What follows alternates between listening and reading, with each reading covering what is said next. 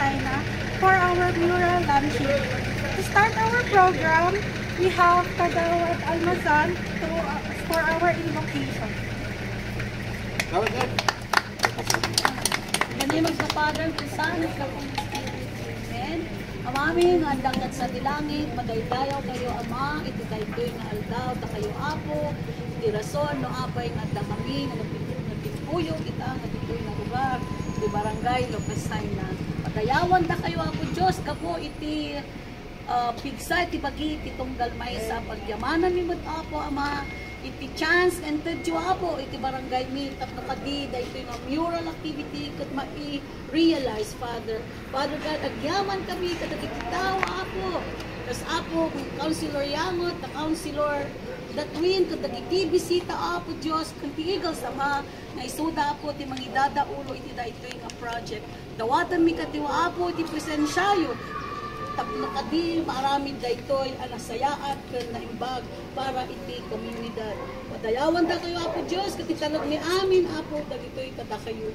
Daytoy apo iti kararag ni babaan ti bubugtong yung anak ni Apo Jesus. Amen. Amen. Amen. Father, Son, Holy Spirit. For our welcome remarks, we have the President of Philippine Eagles, Honorable Carlos M. Ashan. Okay. Pagyamanan kata kayo amin datay tata ang ditoy. It is a big day for us, Lucena Barangay. Dagitoy kakatwa tayo. Diapog Datwin, ni Apo Councilor Yangot, who is the leader, his spearhead dating mural tayo. And of course, dagitoy barangay official nga datoy kakatwa tayo. Datoy dagitoy met bisbisita tayo at damo dagitoy ang guma personality ti Igor. Datoy ni Ken Jeff Salvador. Kakatwa tayo mat ti Igor. Damo ditoy ni Apo Fire, dating fire officer si Edward Soriano. Dito rin si yung Apo ang bishop namin dito sa Aurora Hill. Si Bishop Flor Castillo, kasama rin po namin sa Eagle. At nandiyan din po rin si aming butihing treasurer, si Jomar Buado. So, yun po, pangkalahatan po, ito proyekto po ng Eagles to, sa pamumuno po natin, at kami po ay nagkaroon ng konseptong mangyayari dito. Kasi, long time ago, inisip po namin, gusto po namin kausapin yung mga nagpapainom ng mga drinks dito, yung mogo. Kasi along the way, going up here in Lorraine, may nakikita po kayo doon, di ba? Yung mga advertisement mo. But then, dumating itong pagkakataon na to, na nandito ngayon yung ganitong programa ng ating mahal na kasama sa Agila, si Leandro Yangot. Palakpakan po natin siya. Kasi this was in our mind 5 years ago, nung nagpatayo po yung mogo dyan. We're trying to get in touch with the management. Kaya lang, unluckily, we were not able to get in touch with them. Siguro may dahilan, dahil nandito na siya. So, ang may lalagay po rito, actually, ang simbolo po ng Agila, kasi ito po yung nest ng Agila. Pag iyo po, doon po sana hindi nakakalam, marami pong grupo ang Agila Club, marami po. Ilang club po rito sa Baguio, no? But then, being the president of Baguio Agila, dito po kami, dito po yung nest namin. So siguro napagpaalam ko na rin po sa konsinto na kahit na wala na kami, alagaan yung moral namin dito. At saka marami pong may lalagay dito kasi ang Lucena po, kami, ang hanap buhay po namin dito, transport, driving.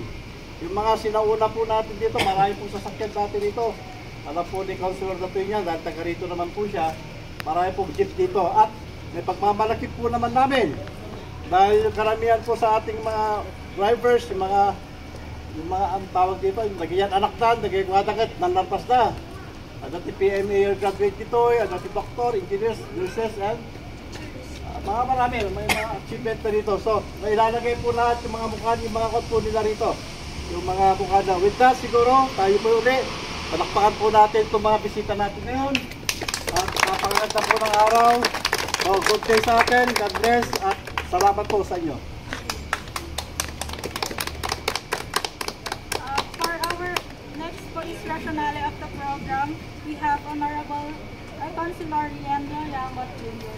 Okay, maraming salamat ang ating maganda at puting SK, very energetic, Maria Christine ng Lopez Haina sa pagpapakilala. Actually, gusto ko rin ipahiwatig na isa sa mga nang kulit sa atin na ituloy ito yung project na ito is ang Sangguniang Kabataan ng Lopez Haina. Kaya palakpakan natin sila. Katulad ng nasabi po ng ating punong barangay, ang mayor ng Lopez Haina at ang presidente ng Baguio Eagles Club na si kapatid ko na nagkapitan noong 1989, Carlos Asiatico, no, ay matagal na itong gustong mangyari, ngunit ngayon lang matutupad. Kaya ito mangyayari na, matutupad na. And gusto kong i-acknowledge ang effort ng community. Ito po, this is a community-driven project with the support and the participation, sponsorship. Yun ang importante, yung sponsorship ng Philippine Eagles Baguio chapter na pinangungunahan ni Kapitan Kaloy Asiatico. Siya po ang aming presidente. At isa sa mga assemblyman namin dito sa Baguio Eagles chapter ay si Councilor Elmer Datuin. And then yung mga kasama ko kanina na isa-isa na pinangalanan ng aming tagapangasiwa, presidente, si Kapitan Kaloy Asiatico. Malaking pasasalamat at dumating sila even with a short notice. Ngayon po, sisimulan natin, i-launch natin ngayon. Ngayon po ay buwan ng wika, kaya tayo po pilitin natin na tayo magsalita sa Pilipino. Huwag muna tayong magsalita sa wikang English sapagkat ngunit datapwan. Ngayon ay buwan ng wika. So kayong mga taga Lopez Haina, mga volunteers, saka na muna yung merienda kasi kanina andyan si JD, no? Kasama natin si JD Palahadjat Tabora, kasama namin ni Elmar, no?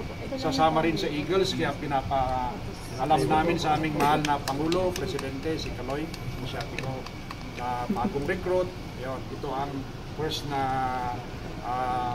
immersion mo. Darating tayo sa susunod na kabanata, pero dito ang immersion mo. So tayo po, enjoy nating mag-pintor dito. You will make history today. Kasi, sino yung sekretary nyo dito? Barangay secretary? Andito ba? Si Maria Christine na lang. Si SK ang maglista sa mga pangalan nito at mga staff namin para ilagay natin yung pangalan nyo na tumulong dito sa mga. Okay? Mas maganda yung sa Marina. Pero di bali, si Kapitan Kaloy will take charge. Okay, so simulan na natin. Ito pong barangay mural nito. We entitled it as Barangayanihan kasi barangay, bayanihan, kasama ang Philippine Eagles Baguio chapter. At ito po magiging mural number 28 sa siyudad ng Baguio. Magandang numero. Dos na nga, may 8 pa. So simulan na natin ang pagpinto. Kuha lang kayo dyan ng rollers at brush. I-primer natin ng puti. So, take it away. Simulan na natin. Councilor, unang-una po sa lahat, ano po yung magiging disenyo ho nitong mural ho natin dito sa Barangay Lopez Haina po? Yung mural na to, it's a community-driven project na pinangungunahan ng Barangay Lopez Haina, na pinangungunahan ni Kapitan Kaloy Asiatico. Of course, andyan si Councilor Elmer Datuin na taga dito sa Aurora Hill at si JD Palahadjat Tabora, kasama namin dito. Ang magbibigay ng suporta dito is yung Philippine Eagles Baguio chapter, no, na kinabibilangan namin. So ito po ay sila ang mag-sponsor, no. At ang ilalagay po natin dito, yung concept na ilalagay ay yung Philippine Eagle na isa sa mga pinakamalaking social civic organization ngayon sa buong bansa at sa buong mundo. Ilalagay namin yung Philippine Eagle dito at yung source of livelihood dito. Sa taas yung eagle, pinapanood niya yung giant eagle, pinapanood niya yung mga jeep dito and the community. Kasi dito ang kanilang source of livelihood, katulad ng sinabi ni Kapitan Kaloy, jeepney transportation business. And then yung mga tao na nagpapayanihan. So yun po magiging concept nito. It will essentially feature yung bayanihan spirit which is very strong in Lopez Haina. Yan po ang i-feature dito sa project na ito. At saludo kami sa initiative ng barangay, ang Sangguniang Kabataan na pinangungunahan ni Maria Cristin at yung ating mga Philippine Eagles. So yan po yung project na yan. This will be mural number 28. Pang 28 na po ito sa lungsod ng Baguio. Okay. Yung huli po, meron tayo sa North Central Aurora Hill. 5 naman po na sangay ng organisasyon. Diyan ang Kiwanis International, Barangay Council for the Protection of Children, yung Barangay Council ng North Central Aurora Hill, ang Senior Citizens at ang Kapulisan ng Aurora Hill. Pero ito, basically, it's a creative partnership and collaboration between the community of Lopez Haina and the Philippine Eagles Baguio chapter na kami po ay miyembro dyan. Yan. So ilan po yung magpipinta ho dito sa nasabing mural po? Well, May mga volunteers. sa ngayon sa mural project natin, meron po tayong around 16 po na artists. Pero dito sa Aurora Hill, nagkaroon kami dito ng free art lessons dito sa Lopez Haina. I-involve din namin yung mga na-discover namin na magagaling na kabataan. Kasama na rin yung ating SK chairman, si Maria Cristin, na makikipinto. Okay po. So now we have natapos na yung ceremonial. So what's the challenges right now? We will now start with the layout of the concept. Makikita nyo rito may layout yung Philippine Eagle, tapos yung transport business at yung mga tao nagbabayanihan. Timetable po. Timetable, well, mahirap po maglagay ng timetable siguro. Tanungin natin si Kapitan kasi ang problema natin, isang problema is yung panahon po, hindi natin alam, baka may bagyo naman natin. Pero inaanyayahan ko kayo lahat, no, to all the viewers of our TV stations dito. Sa August 10 po ng 9 o'clock, we will inaugurate the Department of Tourism Love the Philippines mural at Cannon Road. It will be one of the longest. Depende yan kung magandang panahon, baka may habol namin, it will become the longest mural in Baguio. Pero ang kalaban natin dyan po yung panahon. Kami po ay naantala, no? We stopped doing the mural after na yung dumating yung Typhoon Karina. Pero ngayon, tinuloy namin, sinimulan namin August 1 ulit. So August 10, magkita-kita tayo dun sa Cannon Road po for the inauguration of the Love the Philippines Department of Tourism in coordination with the Department of Public Works and Highways at DNR. Okay. Councilor, moving on po, meron tayong scholarship for art lessons. Sino po yung target daw natin dito? Well, nag-file po tayo 2 weeks ago ng proposed ordinance to give scholarship for the special program for the arts of Baguio City. Meron pong 2 school na tumatanggap ng mga specially talented, gifted students in the area of creativity. Ang Baguio City National High School at Baguio Pines National High School. Sila po. So the scholarship na magbibigay ng 500 a month sa kanila, bali 6,000 a year, no, ang na-approval on first reading po yun. Okay. So ano po yung layon ho netong to help further support the strengthening of the creative activities, the creative program, and to further support our creative residents who are into arts. So ito magbibigay ng inspirasyon sa mga estudyante na nag-aaral ng special program for the arts in all disciplines of arts na mabigyan ng tsansa magkaroon ng scholarship. So pasado na po ito sa on first reading. Oh, first reading. Okay. Pero lahat po ba ng mga members ng City Council okay naman po dito? We hope that everyone will give their support kasi naman bilang lang naman sila, konti lang naman sila ang mga specially gifted in terms of arts. Okay, yun na po yan. Thank you, Councilor. Interview niyo rin si Elmar. Sige na. Okay. Si JD. Si Presidente namin. Tapos na. Ay, kuya.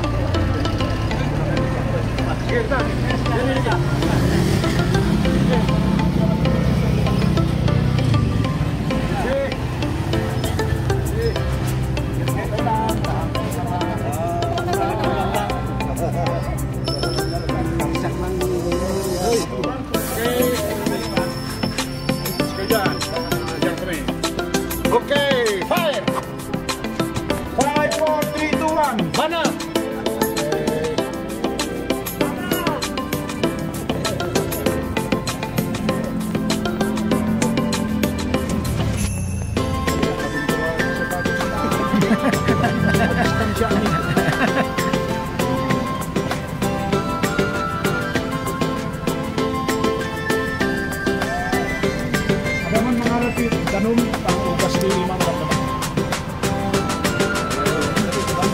service ito. Kaya lang, nung napag may jacket mo,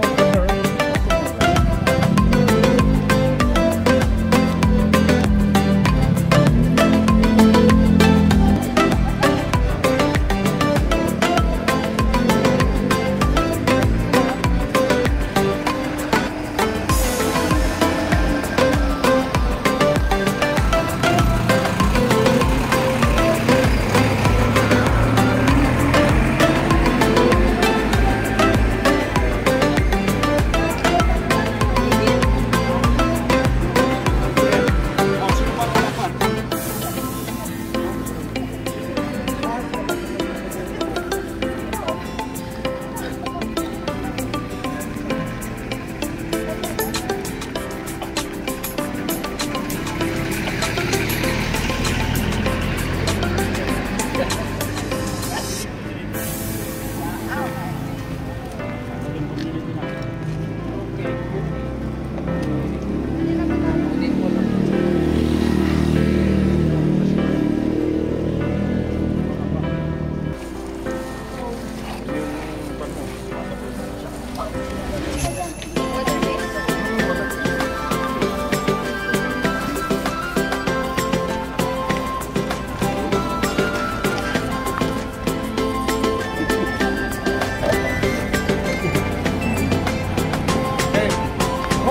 Panas kung natagalog ka sana, balikan. Kaya niya.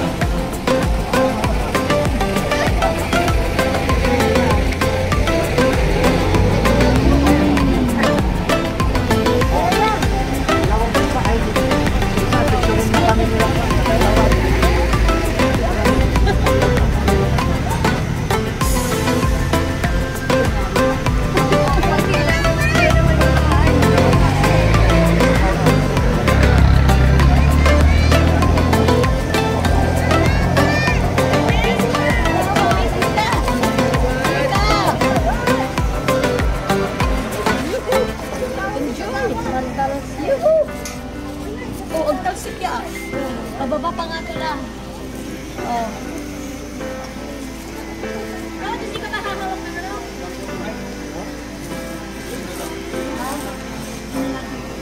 Basta pa nga ito, pa nga ito.